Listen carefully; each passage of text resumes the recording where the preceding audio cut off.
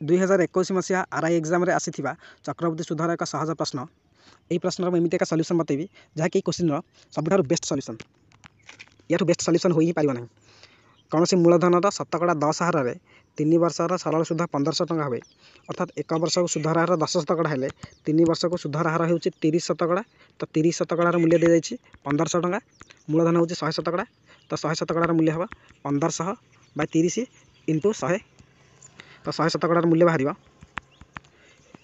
0 0 कटला 150 3 कटला 50 50 into 100 है 5000। तो मूलधन ठार हूँ 5000। आम मैंने जानू जे 10 शतकड़ा हार में 3 वर्षर चक्रवर्ती सुधर नेट परसेंटेज हूँ 33.1%। तो 5000 33.1% हूँ 1655। चक्रवर्ती सुध 1655। Option A is the right answer.